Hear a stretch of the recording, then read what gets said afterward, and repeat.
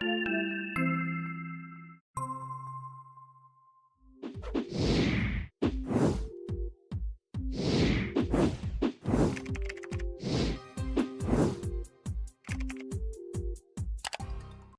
back.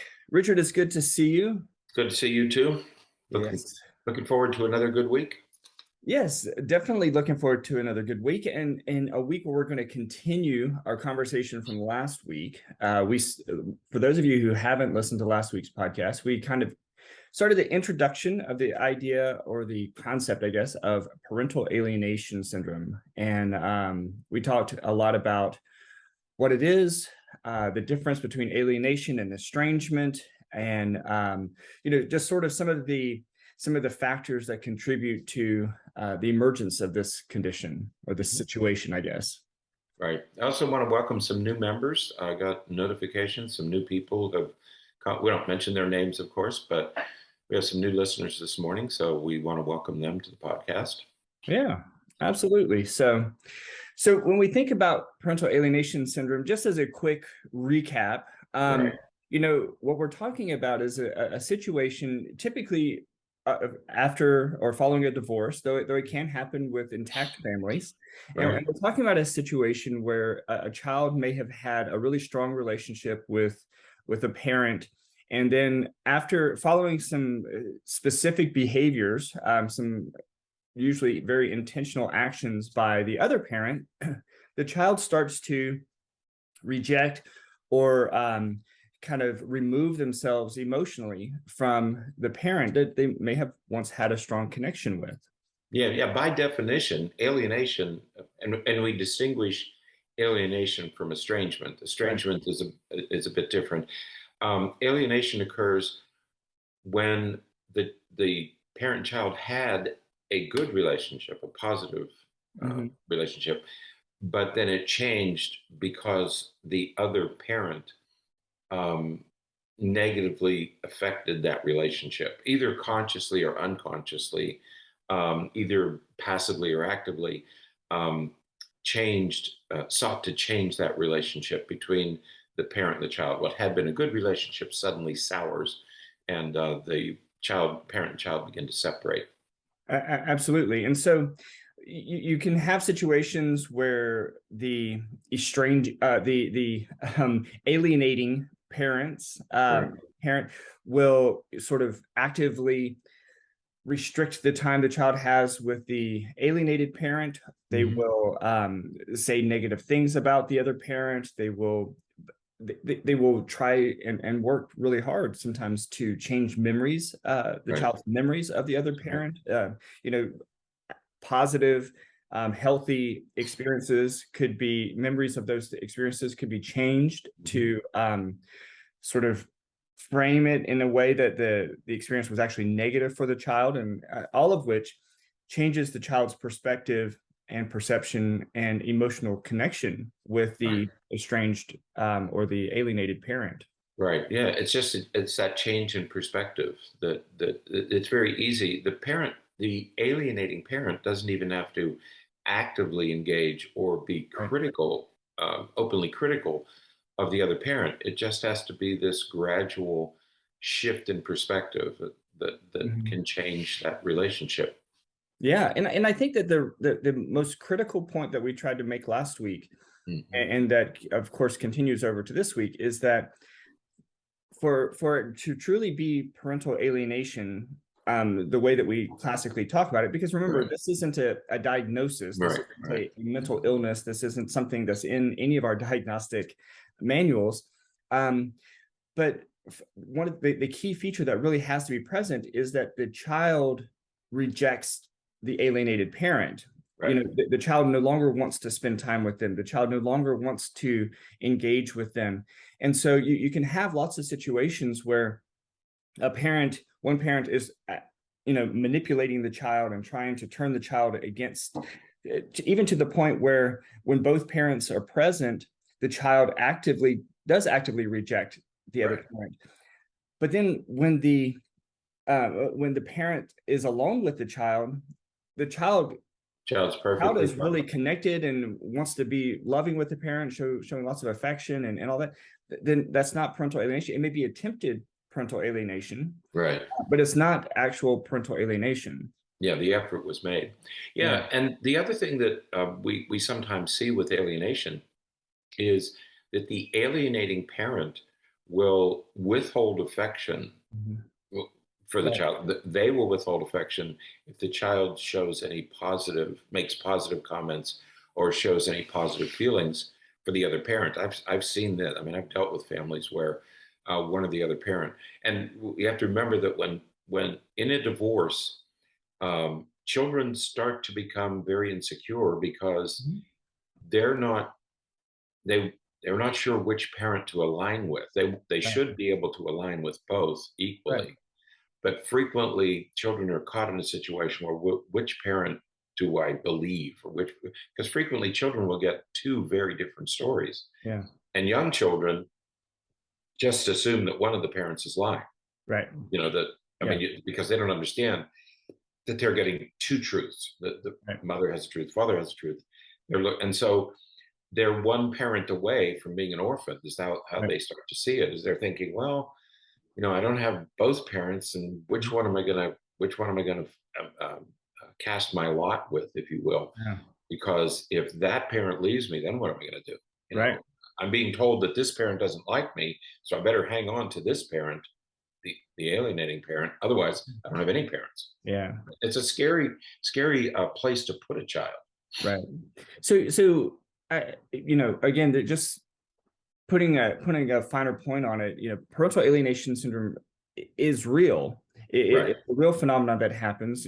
I know that you and I have both seen it multiple times with Right. people that we've worked with. And it does happen for a variety of reasons. Mhm. It often happens because, one parent is angry or jealous or just wants to get back at the other Right. parent. But for whatever reason, it is real and it happens, and it's detrimental Right. to both the Yeah. child and the adults. Yeah, because while the child is struggling with what is going on here and where do I fit and which parent am I with, um, the parent, frequently a parent, will come to rely on the child for emotional support. And I had a case like that a year or so ago where the in this case, the mother was absolutely distraught over. She claimed she never saw it coming. She had no idea, and she was emotionally fragile, and she leaned heavily on a teenage daughter, and it Right. was almost a role reversal, Right. where the child assumed the role of the parent in this case Mhm. because the mother just couldn't pull herself together Yeah. emotionally, and so that's it. Why does it happen? That's another reason why it happens is, the parent will rely on the child, and they'll want to draw the child closer and closer, and they do that at the expense of the alienated parent. Right. Yeah. So when you think of, who could possibly do Right. this, what kind of person would actually engage in this kind of behavior? It's oftentimes a person with maybe some emotional dysregulation or Right. emotional instability. Sometimes there's personality characteristics, whether Mhm. it's narcissism or even borderline tendencies, and Right. but oftentimes it's just motivated by the idea of getting back at or seeking revenge on the other parent. So Right. Yeah. Yeah. If a parent, we always worry when either parent is filled with anger and obviously really struggling emotionally with the divorce, uh, whether it's the separation or the upheaval or the finances, for whatever reason they're struggling, and some parents will transfer that pain to the child, right, and so they place it on the child, and that can also a person who needs that kind of emotional support is also the kind of person who would be willing to risk alienation. right, right. So it is, we recognize that it's controversial. You know, again, it's not in a diagnostic book or anything like that. Most of the information we have about it comes from just reports and from when we talked about this origin back in the 1980s. But it, those characteristics and explanation of it do continue to hold true as we move into the 21st century. So, right.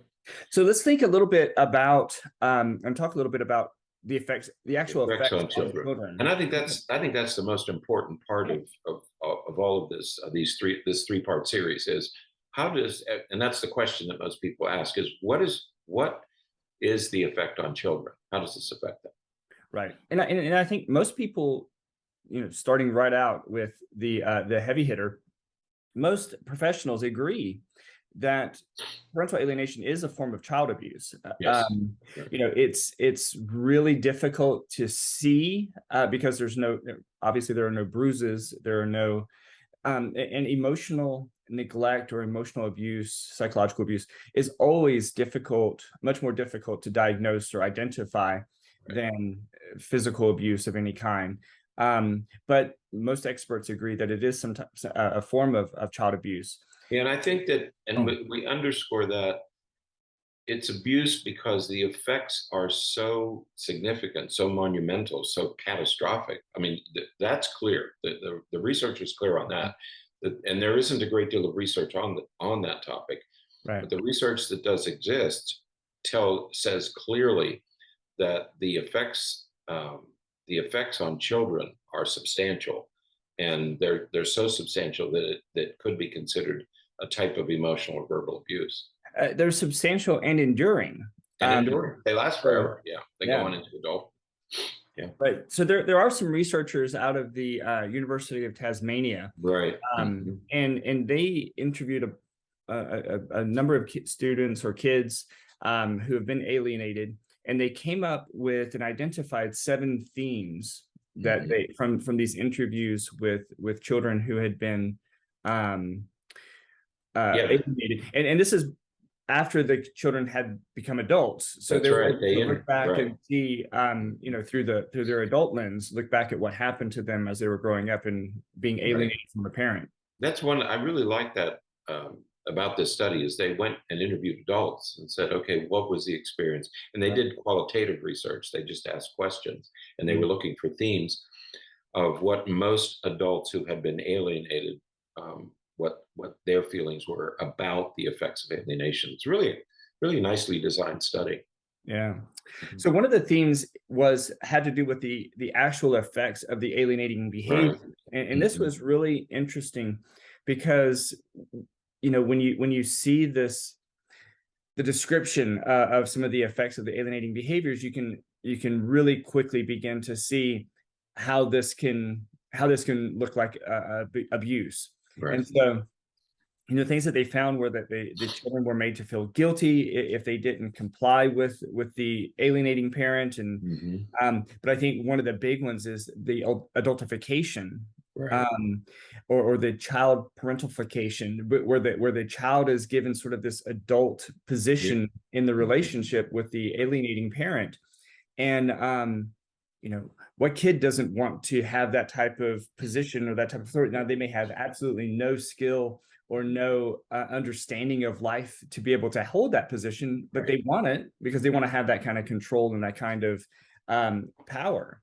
I always wonder when, you get these cases where kids, parents will come in and say, well, my son is trying to be the father. He's trying to be the parent now. We're going through this divorce. And I always wonder, well, did you assign that role to him? Did you impose that on him, and lean on him, and maybe that's why he's just assuming the role that you've handed to him. Right. And so the term is adultification or child parentification, and that they feel the weight of this new role.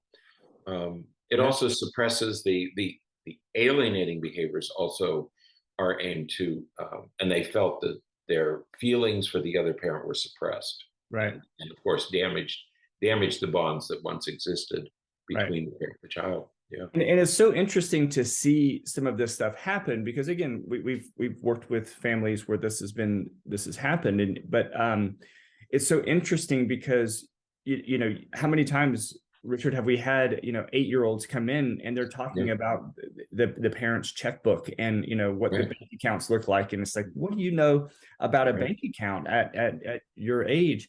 But they know all of those things. They know, oh, well, we're this much short each month because, dad isn't paying what he's supposed to be paying. And at far too young of an age to have understanding or awareness of that. But that's what's sort of meant by the adultification. They have these responsibilities that they feel, but they have absolutely nothing, no way to do anything about it. Right. Yeah. In this one case, the mother kept saying, I mean, it was an unrelenting campaign by the mother to convince her daughter how devastated she was and that she was just emotionally broken. And it put the daughter in the position of having to support her mother. And then there was a literal role reversal. The child was never able to grieve or process it because clearly mother had imposed this adult-like responsibility on the daughter. And she would cry. She would go into the daughter's bedroom and cry and complain, and so we had this almost immediate role reversal. The child was really affected by that. Absolutely. The second theme that they identified was were the mental health effects. And what's fascinating is that all of the people that they interviewed, all of the adults that were children and alienated from another parent, all of them experienced mental health issues, either anxiety, PTSD, suicidal ideation, depression, low self-esteem, all kinds of things present in some combination with all of the people that they interviewed. Right. Yeah. So if anybody wants to know, all of the people interviewed, so all of these adults had something that they felt either low self-confidence or low self-esteem or substance abuse directly related to having been alienated as children. Right. So the effects are pretty astonishing when it comes to mental health. Absolutely. Now, the third theme, which I find very fascinating, and we often tell people that your perspective of relationships is framed by the relationships that you see when you grow up. And so the third theme, it's not surprising that these individuals all talk about relationship difficulties. They have difficulty confiding in their peers. They have fear of loss or abandonment. And they just have a general distrust or difficulty, at least difficulty trusting other people. Yeah, when you see your parents engaged in this kind of animosity, this kind of warfare, you're watching what you thought was a close relationship between two people who cared about each other and who cared about you. And you're watching them go through this process. And as we always say, your children are going to do what they see, not what you tell them. Right. Okay? And if they're watching you do this, later on, they all reported to the researchers that they had this fear of loss. They were never quite sure when the relationship would end. They couldn't trust other people. They tended to get into dysfunctional relationships because they weren't choosing the right partner. And so there was a great deal of relationship damage, relationship difficulties that, again, as you said earlier, it carried through life, into your 20s and 30s and 40s. So these had lingering effects on the ability to establish close relationships with others. Absolutely. And, when you think about how, your parents are the people who you're supposed to be able to trust the most, and are the people who you're supposed to feel the most confident will be there for you and to support you and protect you. And so to be in a situation where you have turned completely against one of those people who are supposed to be, it makes sense that it would have a lasting effect on one's ability to form relationships and maintain relationships. Right. Yep. I think one of the more sort of unexpected or sort of indirect, I guess, effect is the impact that it has on learning and development. Right. And I hadn't thought about this. Yeah. This one sort of surprised me. And this is the value of doing qualitative research, is these themes sort of emerge from the questions that you ask. Yeah. Yeah. So, especially through adolescence, when you think about the formation of identity and you're trying to figure out who you are, Right. and then, you think about those times when, people had said, oh man, you do that Just just like like you. your dad does it. Right. And then, but the frame of reference that you have in your mind is that dad is this horrible person and Right. everything. And so that's going to make the kid feel like, oh my gosh, there's this part of me that's horrible. This is part Right. of me that Exactly. is like this person that I have all these negative feelings about. And so it would absolutely have an influence on the formation of the identity and the development of who the person is as they're going through all of those stages. Yeah. So in addition to the other mental health effects, now you add shame to that because you're Right. thinking, well, if my dad's a jerk and I'm like my dad, and so there's this Right. sort of seed of shame planted in the young child that again grows across the lifespan. Absolutely. But it also affects education Yeah. and employment, Mhm. and again, it doesn't seem like it would necessarily be directly related, but when you think about the um, all that must be going on in the Right. kid's head, and Mhm. then they're at school and Right. they have to learn and they have to build these new skills and everything. Most of the participants in this study talked about Right. difficulties with learning and focusing in school, um, Right. which certainly can change their life. I mean, Mhm. we see kids all the time who were doing really well in school, and then all of a sudden you start seeing this shift where their grades start to drop and they're not as involved. They're having those peer relationship Right. issues. And so it's not surprising that a lot of people in this study talked about that. Years ago, when I first, or shortly after I graduated from college, I ran a private school. I was the dean of a private school. It was a Mhm. small school. We got to know the kids and their parents pretty well, and we would always say that if when a parents were going through a divorce, you just about lost that year of school. Right. And we would say to the teachers, because we knew the kids well, and we would say, hey, look, his parents are going through a divorce, just hang on because this is going to be a very atypical year. And it would last the entire school year. If it happened in October, if the parents got divorced before the holidays, you almost gave up that entire academic year. Yeah. Because the effects were profound on the kids. They just they just couldn't pull themselves together. They couldn't keep it all organized, homework Right. and assignments and clothes and, equipment. And we would just assume that the kid wasn't going to do much that year. Right. Well, and that's certainly the case when it's such a negative, Yeah. difficult, challenging divorce.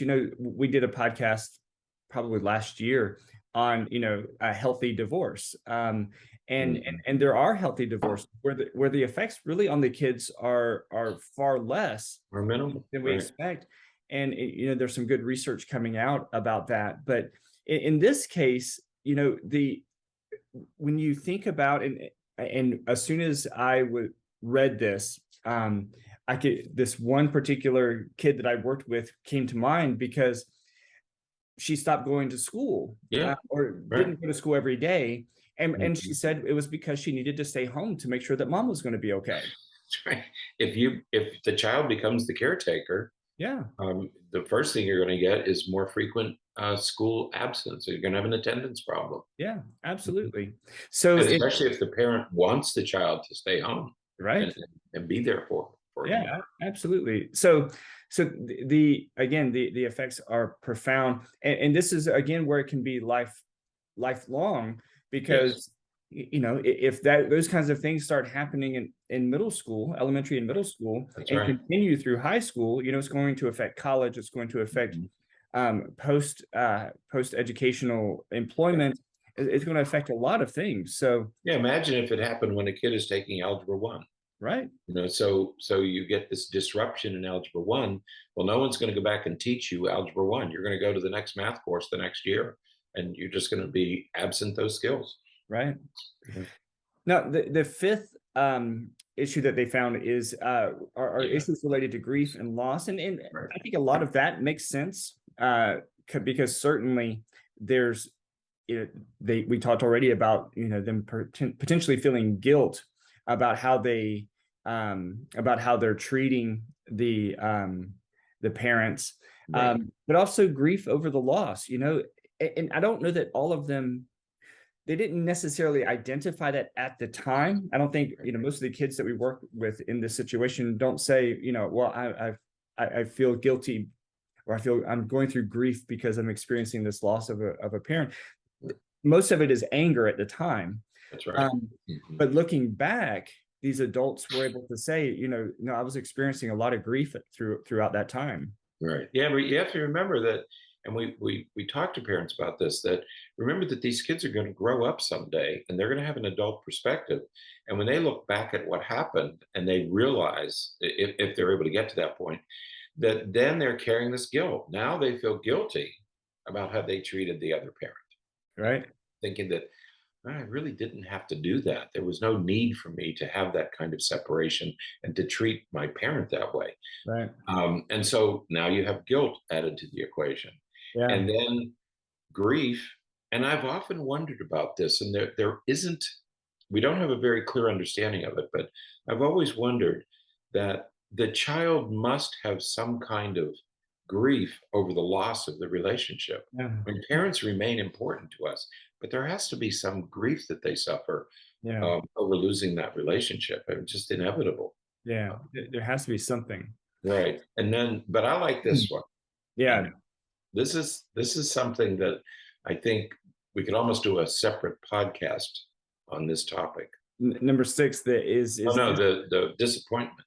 Oh yeah, no, because what happens is the parent gets alienated. So let's say the parent gets completely pushed out of the kids' lives. Right. Well, many parents will start another life. Say, well, look, nobody's talking to me. I will start another life. And then the children get angry and disappointed because the parent has moved on. Right. Well, the parent really didn't have any choice. Right. And so the alienated parent starts a new life, and all of a sudden the kids are saying, oh yeah, dad likes his new kids more than he likes us. Dad's enjoying himself now, and dad's doing this and dad's doing that, or mom's doing this and mom's doing that. Well, it started with the alienation. Right. Yes, the other parent could move on. If you push them out far enough, he's going to start another life. From their perspective, they probably have to. Right. I mean, I would. They do. Yeah. I mean, you've pushed me out of your life. You won't talk to me. I have no relationship. None of you speak to me. You won't take my phone calls. You won't talk to me. So I have to move on. Yeah. I mean, Yeah. Well, the next factor is equally interesting and usually not discussed, and that is that the disconnection and removal of the extended family. Exactly. Usually kids will have relationships with their grandparents on both sides and their aunts and uncles on both sides. But when one of the parents has been alienated, the kids then lose connection with everybody on that side of the family. That's right. And those effects are devastating. Yeah, absolutely. I mean, you have these two families, the mother's family and the father's family, and frequently, and this happened in a case where the father's family lived in this area, mother's family didn't. And when the alienation occurred, it was alienating the entire family. Yeah. So grandparents and aunts and uncles and birthdays and holidays, all that came to an end. It wasn't just the parent, it was the parent's family that was also alienated. And so now a child only has one family, the other parent. And if that's a small family, that also is going to have lifelong effects. Absolutely. And the last that they talk about is that most of these individuals that they interviewed had a lot of difficulty coping and healing afterward. They had really difficult time reconnecting with the alienated parent, and coming to the realization that they were abused. Right. And one of the questions I had, we always have, is if a parent is alienated, a child and a parent are alienated, what are the chances of them reestablishing Right. a relationship later? And they're not good. Right. The research suggests that reconnecting with the alienated parent is difficult, and in most cases it doesn't occur. Right. You never really resurrect that Yeah. previous relationship. I mean, It certainly isn't. It certainly isn't as good as it was before. No, Yeah. it's different. I mean, I think they appreciate the resolution, but Yeah. it's very difficult to have a close relationship. And then you also realize that you were abused. You know, when you become an adult and you look back and say, "Man, I was abused by the parent that I was allied with, you know, that I trusted," and now that you have this ambivalence toward the parent who did this to you, because you know now that you were abused, Yeah. that it was a form of abuse. Yeah. And again, that adult perspective changes perceptions. Yeah. So in the end, you know, what we have here is, you know, we have the situation where the parent who is actively alienating the child from the other parent is certainly putting their own needs, whether it's Right. needs for support, needs for revenge, whatever the need Right. is, they're putting their own needs above those of the children. Right. And again, you know, there are lifelong Right. effects on the children as a result of this. Right. So next week we're going to talk about the effects on the targeted parent, but also we're going to talk a little bit about, you know, what in the world do we do about this? Because Right. as we just said, it's really difficult, and it's not, you know, there's not always success Right. in working through and reestablishing some of those relationships. Yeah, what we're learning is these are lifelong use. Parental alienation introduces lifelong difficulties Right. that are very, very difficult to heal and to move on from the damage that's done. So it's a big problem, not only in terms of numbers. We talked about prevalence last week, but it's also a big problem for all the parties involved, the Right. children, and both parents, Yeah. alienating and alienated. Absolutely. So, all right. Well, that's it for this week then. We'll be back next week to talk about those other factors and as we wrap up this little mini series on parental alienation. So until next time, Okay. stay happy, stay healthy, and forget to be afraid.